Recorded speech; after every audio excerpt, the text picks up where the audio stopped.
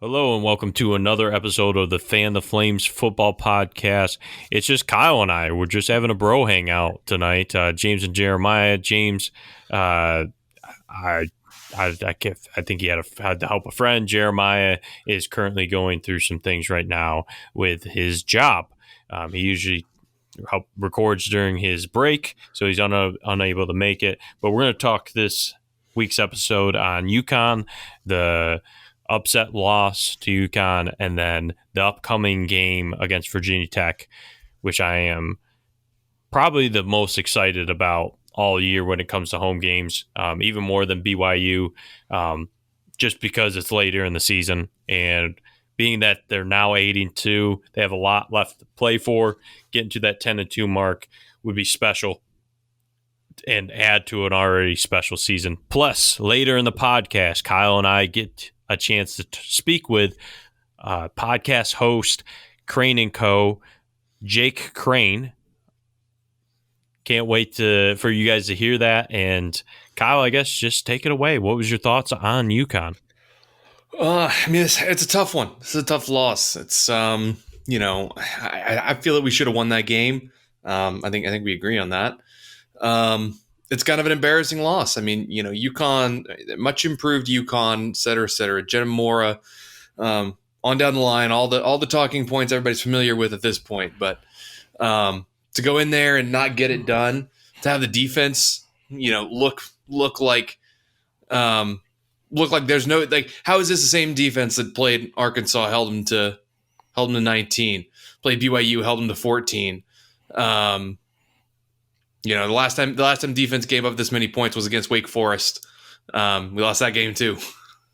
So I don't know, man. It's a tough one. It's I don't have a lot to say about it. It sucks. One of the downsides of not being in a conference is that these late season games, really don't matter for much. We're already bowl eligible. At the end of the day, like, does us being 11-1 mean we'll get that much worse of a bowl than we would if we're 9-3 or 10-2? I don't know. I don't think it does. It's tough to stay motivated. That being said, I've got higher expectations than this for this team at this point. I blame Hugh Freeze for getting all of us to have high expectations for this team. I think it's his something. In the best way possible.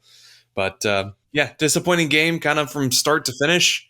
I don't know what's going on. I don't know. I've got no explanation for this other than classic definition of a trapped game. Credit to UConn. They came in. They took care of business. I mean, what else can you say?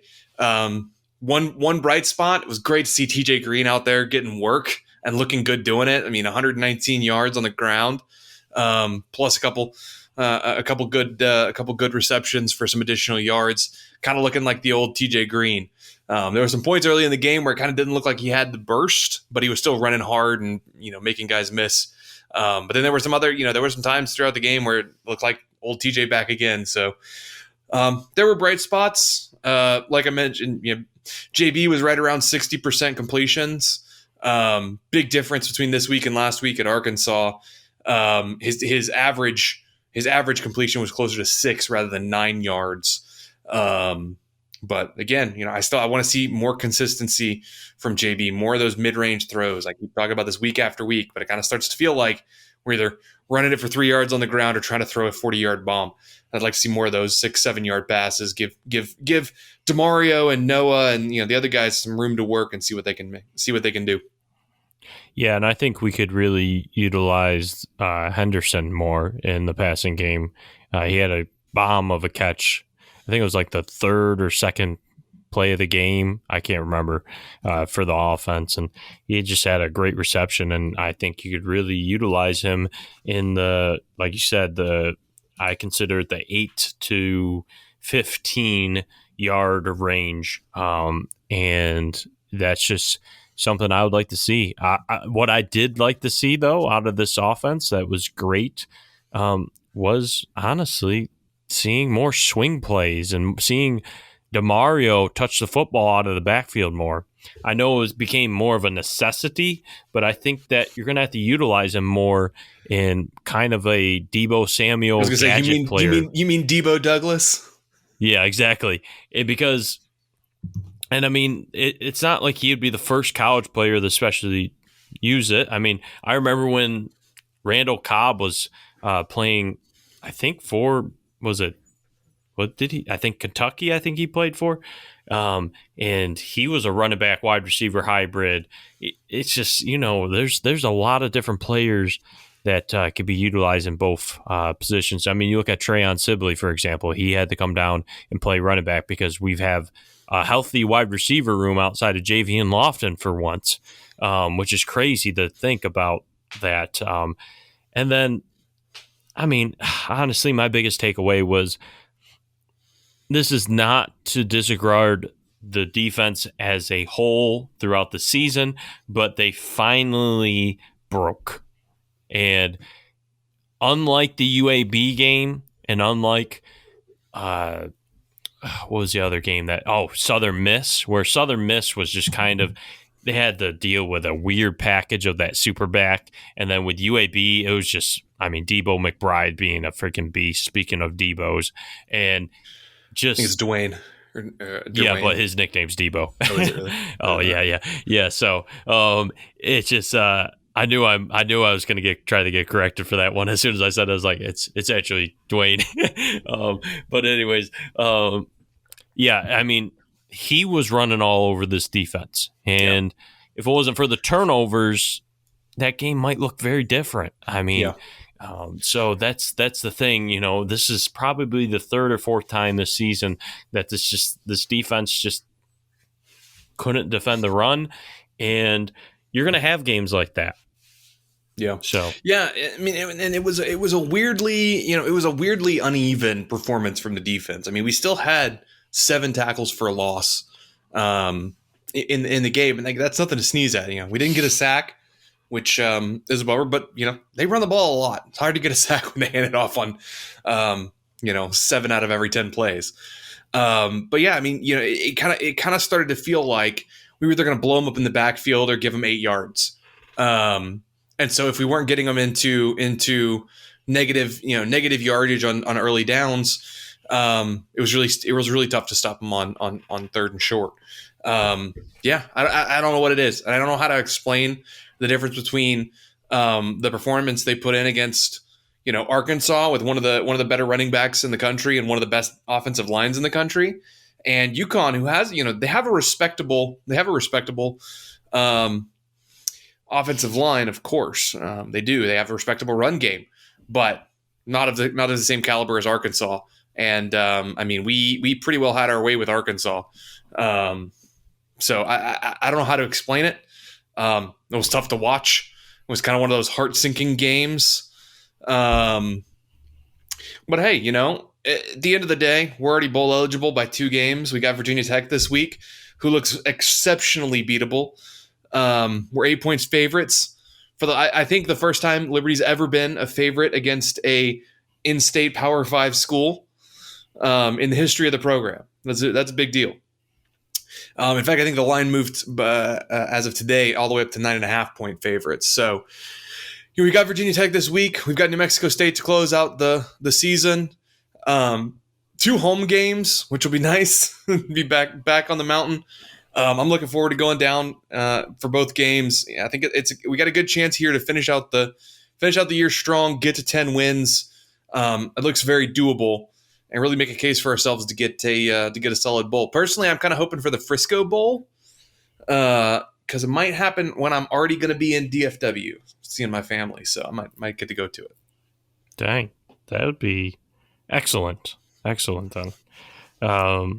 Yeah, I mean, I'm just at this point hoping to win out. I'm hoping to win out for the sake of a better bowl. That's really where I'm at. I mean, just looking at what we got ahead for Virginia Tech, I just want to talk a little bit about their season. 2-8, not looking very good at all. This past week, they lost to Duke on the road, 24-7. They lost to Georgia Tech at home, 28-27. Probably the most surprising result has been a very close game against number 24 at the time, NC State. They only lost 22-21. So they're staying in games. Don't get me wrong. They really are. They've had some really, really good games, but they've also had some games where they've just gotten absolutely beat down, like West Virginia at home and North Carolina. Don't get me wrong. North Carolina's probably the best team in the ACC right now. I didn't think I would be saying that at this point, but I do think that they're the best team in the ACC, and they're going to get a chance to play against Clemson to prove that. But yeah, I mean, I can't believe they're 2-8. I really can't. I knew that it was going to be a rough year, and now they're sitting here, and they just released their depth chart. So it looks like Grant Wells, who is the Marshall transfer, will be playing for Liberty, and against Liberty, and he will have another task ahead of him that, he's just been so inconsistent all year. So, playing a team like Liberty is, you better bet that this team's going to be very frustrated after this past week's performance, especially on the defensive side, because I'll be honest with you, I wasn't too disappointed with the offense considering this past weekend. I think they did their job. They put up 33 points. Was that what it was?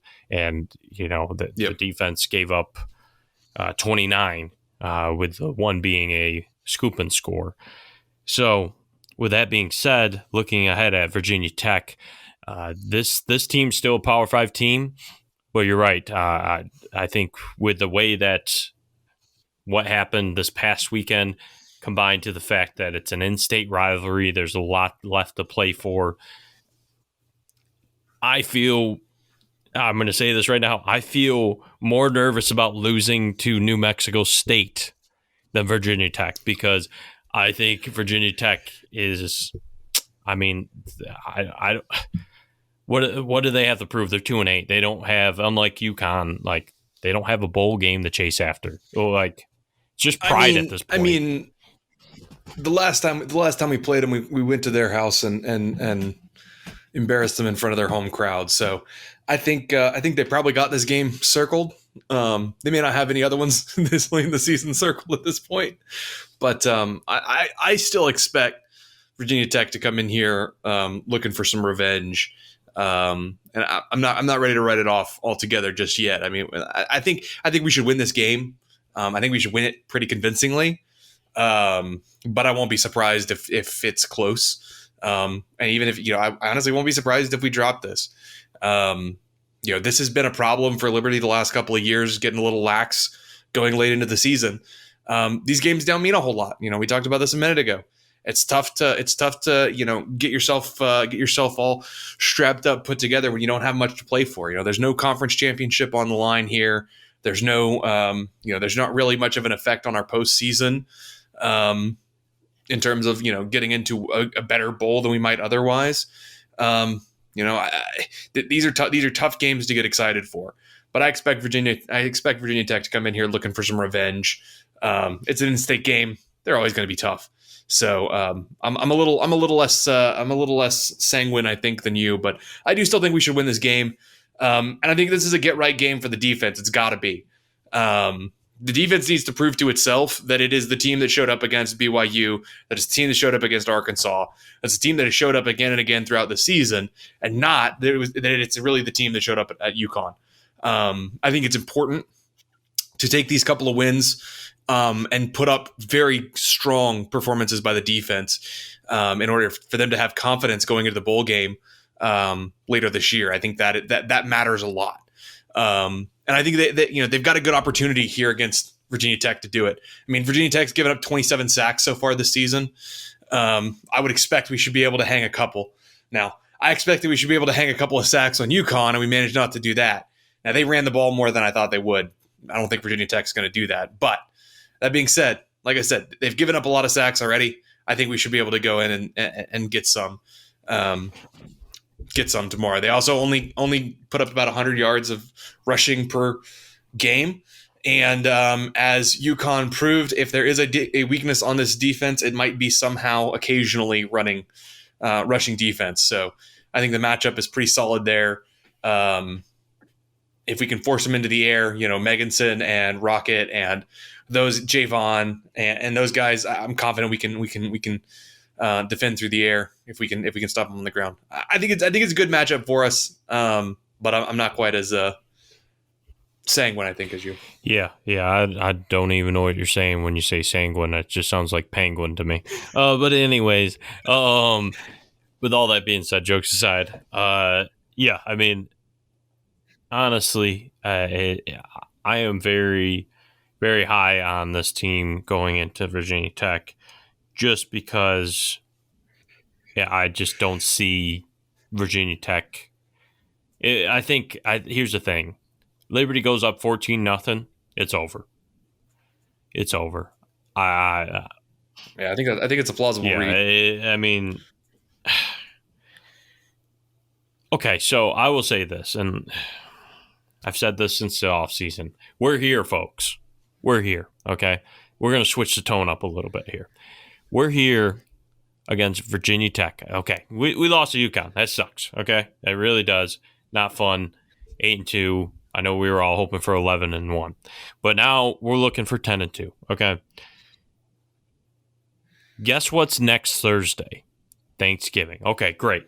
Don't come to New Mexico State. Please don't come. I mean, yeah, if you want to, come back. But, of course, we want support in all games. But I understand. That's a very difficult game. It's a noon o'clock game. I love noon o'clock. I love saying that word. It's a noon o'clock game. And you can stay till 4 o'clock. Now, if you have flights scheduled, okay, whatever. I mean, it is. But if you live in Virginia, North Carolina, South Carolina, and what are you doing? I know Virginia Tech stinks. I get it. But guess what? They still are an in-state rival and a Power 5 team, and you're not going to see Virginia Tech walking here until 2031, if I'm right, if I'm correct. I believe it's 2031. I think it's the next one on the schedule. They might put something on before then. Maybe. Do not miss this chance. Do not miss this chance. Yep. It's I get it. Thanksgiving's great. You haven't seen your parents in a while. I get it. I really do. It's good to see family, all that stuff. But you're going to be going on a months-long break. Actually, it's basically 2 months almost, it feels like sometimes, once Christmas comes around between the semesters. Enjoy this moment. Go to this game. It's the last football game that you're going to be able to see this year, unless you're traveling to the bowl game or you're coming back for New Mexico State. And if Ben didn't convince you, let me tell you a little story from my time at Liberty. The one time I have ever left a Liberty football game early, was my freshman year at Liberty, 2015, against Coastal Carolina on a Thursday night game. My buddy and I were driving back to Dallas, 3 a.m. the next day, 22-hour drive, give or take. And so we said, he and I, both huge fans, had been to every game that season. We said, all right, we'll go to the game. We'll stay until halftime. Then we'll come back. We'll go to sleep. We'll get up at 2 a.m, and we'll head out to Dallas. So we went to the game. Miserable game. Liberty goes into the half down by like 20 points. And so we go back to the dorms, call it quits, call it done. I'm going to go home for Thanksgiving break, have a grand old time. And I will be son of a gun if that team didn't put together one heck of a comeback in the second half, and I was sitting in my dorm on the other side of campus watching fireworks go off at the stadium as Liberty won one of its best games of the season. You don't want to miss these games. You will regret it. And this is even bigger. Coastal was a big, great rival game when we were in the Big South, all those things. This is Virginia Tech. This is the marquee game of the season. Might be the marquee game of the decade. No, they're not the best Virginia Tech. They're not the best team we've played this year. They're probably not the 8th best team we played this year. but you don't get opportunities to beat Virginia Tech and Williams Stadium very often. So go to the game. Yeah. Yeah, it's as simple as that. Like, yeah, this is a once in a lifetime opportunity. It really is. Because here's the thing. Your next few years, don't get me wrong, even if we didn't go to Conference USA, none of those teams were coming here. None of those teams were coming. I think the only one that was maybe a possibility if you're a freshman and maybe you stay for your master's was going to be Virginia coming here, which RIP, salute to the Virginia Tech Hoos. Honestly, shout out to them. Just want to say that real quick. But yeah, it's crazy how man, we're sitting here and we get to play Virginia Tech this Saturday at home. And to be honest, it feels like one of the most like, it's Virginia Tech. When beginning of the season, it's like, Virginia Tech is coming to Williams Stadium. Get your season tickets. Now it's like, okay.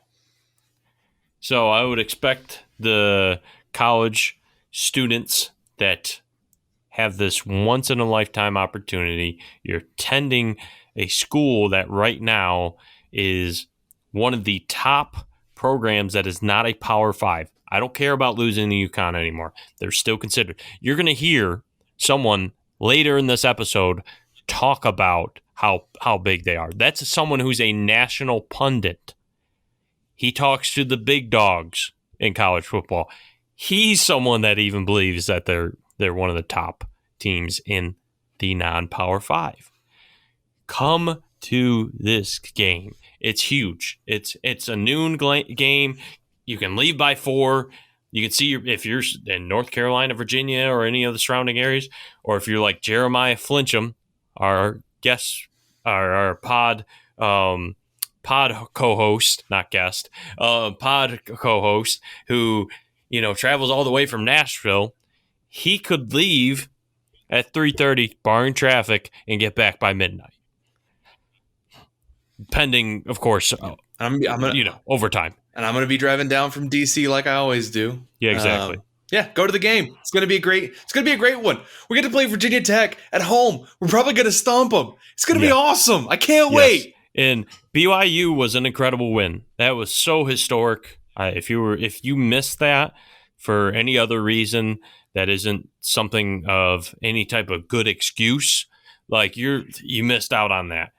Here's your chance to be like, dang, well, I missed BYU because this happened, like something significant. You're like, well, I got Virginia Tech. I mean, again, I get it. If you're not a fan of sports, whatever, that's fine. I don't care. But if you're a fan of sports and you're going to Liberty University, what are you doing? What are you doing, my man or my woman? What are you doing? Exactly right. Yeah, let's see everybody out there on Saturday. I can't wait. It's going to be, no matter what happens here, it's going to be a great game. This Liberty team's got to be hungry to prove themselves after last week, from the defense to the offense. I think there's a chance we see a clinic. I think there's a chance we beat Virginia Tech more convincingly than we beat BYU. I don't know. I think it could go wild. I think it could be this will be one of the greatest games in the history of Williams Stadium. I have no doubt saying that, even if it's a snooze fest. Just the fact that Virginia Tech is coming to town, it's going to be a big one. It's going to be one you don't want to miss. I mean, one day I foresee a day where I'm, I feel like I'm talking like Jerry Falwell right now, the senior. I foresee a day where we're in a Power 5 school, and I'm in my 40s and cheering on, the Flames. But that's a long time from now. That's a good 15 some years from now. So this is your chance. Before that was fun. I wanted to do that once, but continuing on with the game, yeah, it is a big one, and again, I do expect them to show up, but we'll see what version of Virginia Tech. If they show up like they did against NC State, then I'm a little worried. But if they show up like they have basically every other game this season, I'm going to be like, well, we're going to be able to pull out a big one. Yep. Yep, and I mean, another thing worth pointing out: they're tremendously inefficient on third down. I mean, look at 31% third down conversions. Now, we're also quite tremendously terrible at third down conversions. But that being said, the one of the places where our defense has struggled is on third down efficiency. The fact that they're also bad at third down efficiency, I think, plays to our strengths. So I think we match up well for this game. I think we should win it. I think we should win it convincingly. Are we doing picks this week? Yeah, Ben? we'll do that, but I just want to shout out a couple of players just so you guys can be informed of some certain players. So the leading rushers out of the backfield are you got Keyshawn King and Jalen Holston, both with around one's got 365 and King. Holston has 222. Grant Wells, speaking of Grant Wells, he's thrown a measly 58% this year. Not doing as well as I thought he would. And he's got a perfect 9 TD, 9 interception ratio, which is so beautiful. Seeing 9 and 9. Just for the record, he is the leads the team in rushing attempts. Yes, he does. Yes, but he's the third by lead 30. rusher. Yeah, yep. So, and then looking at wide receivers, they do have Caleb Smith, who is someone that I have, definitely had on my radar before the season started. And then Dwayne Lofton with 250. They don't really have a breakout receiver. And then just looking at the defensive side, I just want to shout out to Dax Hollifield. He is the best player on this entire team. He is their linebacker, and he is currently leading the team in tackles with 30 solo tackles, 46 assisted tackles, and he also has only one sack and about five tackles for loss, which is pretty solid.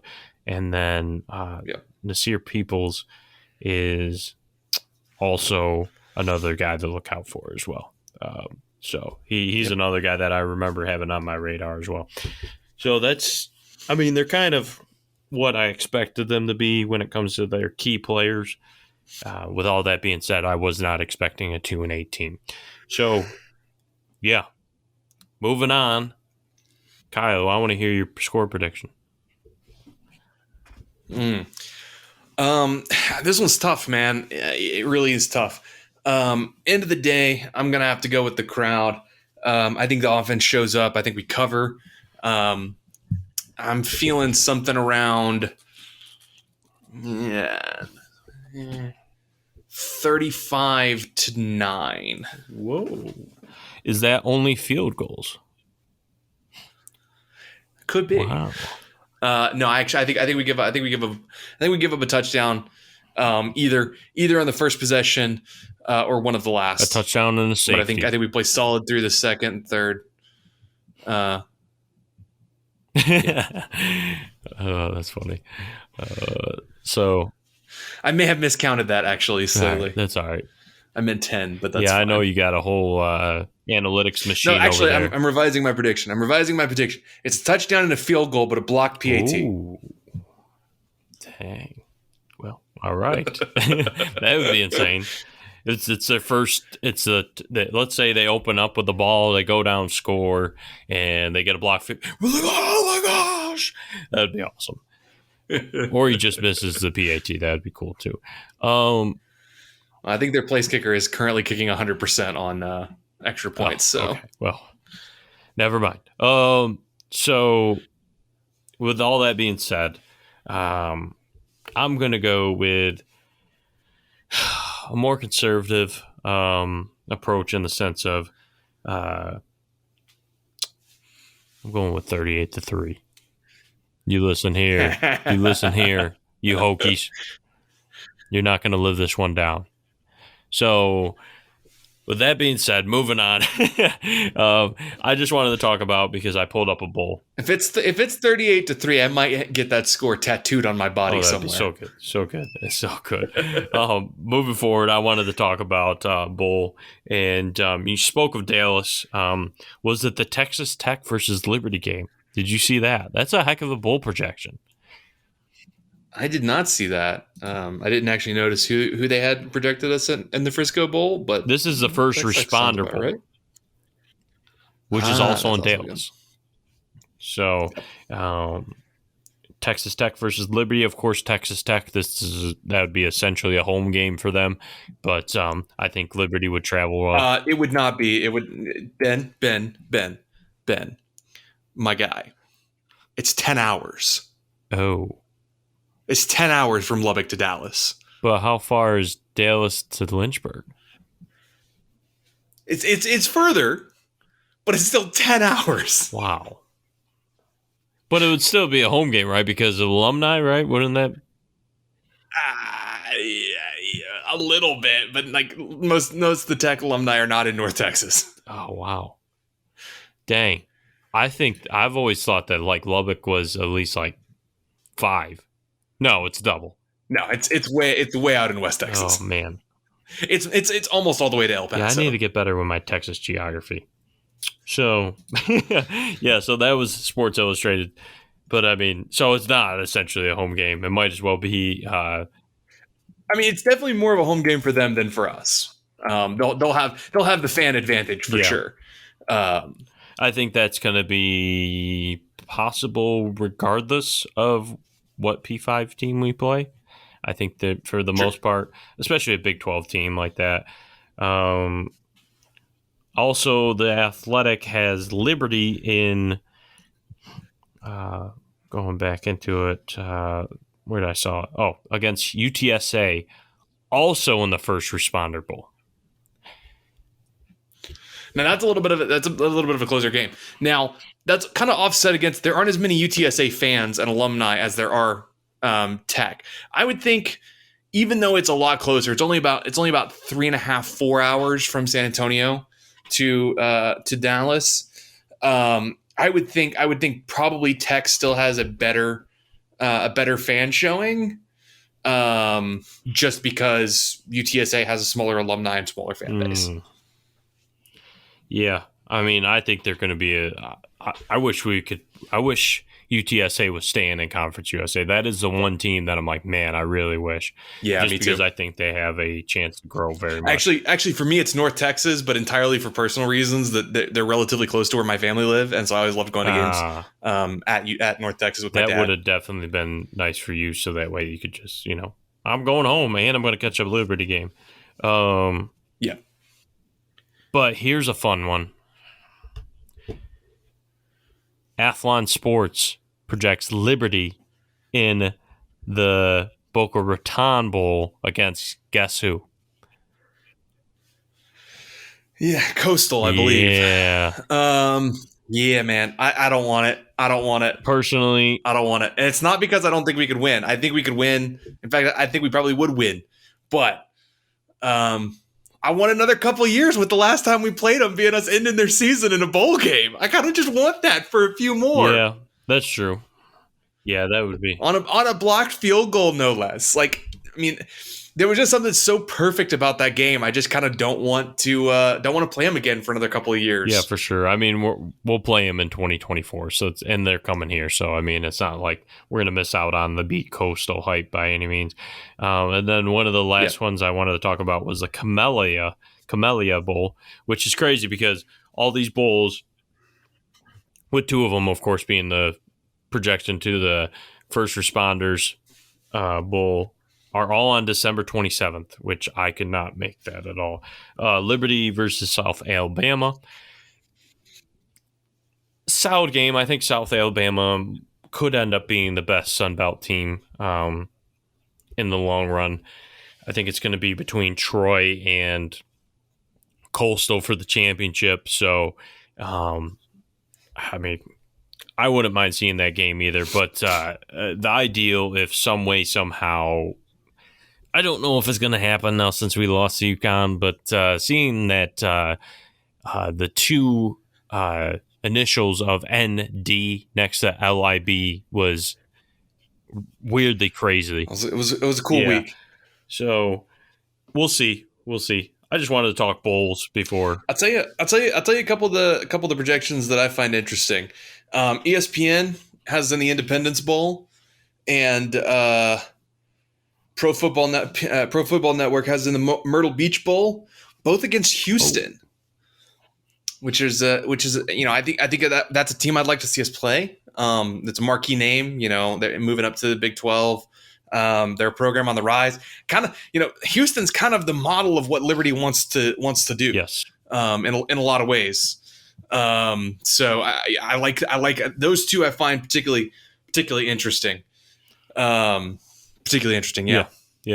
Just wanted to talk some Bulls before we ended this episode, and so we are going to have a couple more episodes after this, where we'll do an episode wrapping up the Virginia Tech game with the preview of New Mexico State, and then we'll actually have an episode after that with kind of seeing, talking New Mexico Fan the State. Flames football podcast, feelings special. Yeah, and how did the season make you feel? And talking about the MVPs and what we want to see and this and that, and then on a very special episode. Yes, and you get a participation trophy, and you get a participation trophy, and you get a participation trophy. That's how we're going to do it, and we'll make sure to get Jeremiah and James nice shiny trophies as well. Yeah, I was gonna say I think James is currently leading my vote for MVP. Oh, you meant on the team? Oh, mistake. Yeah, James. Dang, what a shout out! But when we'll talk bowl projections and stuff in that episode as well. Jeremiah chides me for my jokes, and you didn't believe against BYU, so kind of by default, really. Yeah, well, none of us believed against Arkansas. So true. Or Wake Forest. So yeah. But hey, well, I'm just happy, man. We're in a good spot. 8-2. 8-2 is a hell of a place to be. Yep. Did I expect to be losing the Wake Forest and UConn? No. Not at all. No. But that's okay. No, I'm just gonna rewrite the season in my mind that the loss came to somebody more respectable. Yeah. Yep, there we go. Well, Kyle, thanks for being the only one to join me tonight to talk about our feelings. Hey, some of us show up, win, lose, or draw. Yeah. James, I think part of it might have been he just needed to cry for a little bit, and Jeremiah, I don't know, man. I think he just didn't bring his mic. That's the thing not a lot of people know about James. Big crier, just constantly. Drop of a hat, really. Just boom. Weeps. If you know who James is, he's a big boy. He's a beast, man. And I mean Jeremiah. I mean, I love the guy, but I mean, he just was. Unfortunately, didn't bring his mic, so I think he was too scared to join the podcast. So, with all that fun stuff getting past us and ending up, I'm just geez. This has been a fun year. And it's been fun to do this podcast is what I was trying to get to. So again, Kyle, thanks again for joining me, and hope you guys enjoyed Jake Crane. He's up next. Go Flames and God bless. See you guys Saturday.